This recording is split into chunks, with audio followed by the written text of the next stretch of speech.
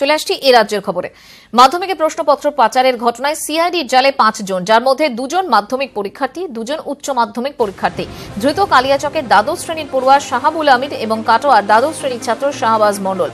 এছাড়াও পান্ডুয়া বাসিন্দা সাজিদুর রহমানকে গ্রেফতার করেছে সিআইডি। প্রশ্ন পাচার কাণ্ডে রাজ্যের বিভিন্ন জায়গা থেকে বেশ কয়েকজনকে আটকও করা হয়েছে। জেলায় ধৃতরা জানিয়েছে, পরীক্ষা শুরুর পর হোয়াটসঅ্যাপ গ্রুপে প্রশ্ন পাচার হয়। উত্তর জানতেই গ্রুপে পাচার করা হয় এই প্রশ্ন। সিআইডি সূত্র প্রশ্ন ফাঁসের কোনো প্রমাণ মেলেনি বলে খবর, তবে সেই সম্ভাবনা উড়িয়ে দিচ্ছেন না তদন্তকারীরা। গোটা ঘটনায় স্কুলগুলির নজরদারি নিয়ে প্রশ্ন উঠছে। টেলিফোনে রয়েছেন আমাদের প্রতিনিধি সুজয় পাল। সুজয়, সেক্ষেত্রে এই যে চক্র, পাচার চক্র, সেখানে আরো কতজন রয়েছে? 5 জন ইতিমধ্যেই জালে, আরো বড় চক্র এটা হতে পারে কি? কি মনে করছে গোয়েন্দারা? একেবারে মঞ্জিরা, 5 জনকে ইতিমধ্যে গ্রেফতার করা হলো। এই চক্রের জাল অনেক দূর ছড়িয়েছে এবং গোটা রাজ্য জুড়ে এই চক্রের জাল ছড়িয়েছে বলে কিন্তু মনে করছে সিআইডির গোয়েন্দারা। তার কারণ, একটি হোয়াটসঅ্যাপ গ্রুপ তৈরি করা হয়েছিল পরীক্ষার আগে, যে হোয়াটসঅ্যাপ গ্রুপে মাধ্যমিক পরীক্ষার্থী ছাড়াও দ্বাদশ, একাদশ, এমনকি গ্রাজুয়েশন পড়ছে এরকমও বেশ কয়েকজন রয়েছে যারা এই গ্রুপে ছিল। তাদেরকেই পরীক্ষা শুরুর আগে এই প্রশ্নপত্রের ছবি তুলে পাঠানো হয় ওই গ্রুপে।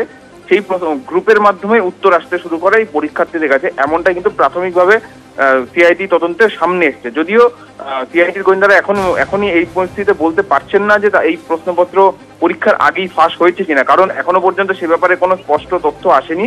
তবে যে 2 জন মাধ্যমিক পরীক্ষার্থী গ্রেফতার হয়েছে, তারা জেরায় জানিয়েছে যে তারা আগে থেকে কোনোভাবে প্রশ্নপত্র চুরি বা ফাঁস করেনি। তারা পরীক্ষায় বসার পর, পরীক্ষা শুরু হওয়ার পর সেই যে প্রশ্নপত্র তারা হাতে পেয়েছিল তার ছবি তুলে তারা প্রশ্নপত্র পাচার করেছিল এবং উত্তর জানার জন্য সেটা করেছিল।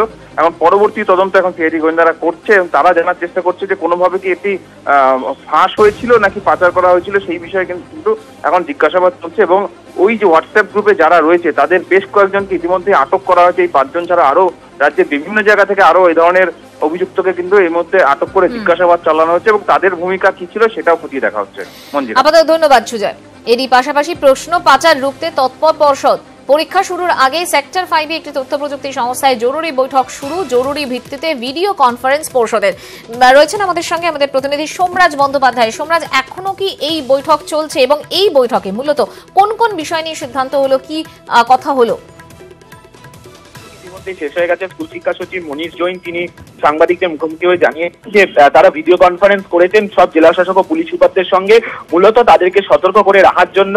শুধু তাই না, আগামী 4 দিন যাতে পরীক্ষা নির্বিঘ্নে হয়, কোনোভাবেই যাতে প্রশ্নপত্র হোয়াটসঅ্যাপে বেরিয়ে না আসে, তার জন্য সতর্ক থাকতে বলা হয়েছে। তবে যেটা জানা যাচ্ছে এখনো পর্যন্ত, যে পুলিশ সুপারদের কার্যত প্রশ্ন করেছে স্কুল শিক্ষা দপ্তরের সচিব এবং পর্ষদ সভাপতি, কেন স্কুলের সামনে পুলিশ থেকেও কেন স্কুল পর্যন্ত মোবাইল ফোন ঢুকে যাচ্ছে পরীক্ষা কেন্দ্রের ভেতরে, কিভাবে পরীক্ষা মোবাইল ফোন দিয়ে ঢুকে যাচ্ছেন পরীক্ষা কেন্দ্রে, তাহলে চেকিং কি করা হচ্ছে। অন্যদিকে জেলা শাসকদের বিশেষত নদিয়া, মালদা, জলপাইগুড়ি এবং উত্তর 24 পরগনা, এই 4 জেলার জেলা শাসককে বিশেষভাবে সতর্ক করা হয়েছে।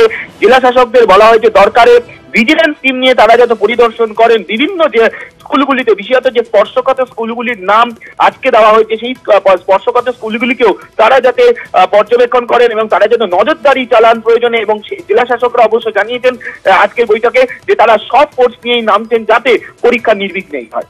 ধন্যবাদ সোমরাজ।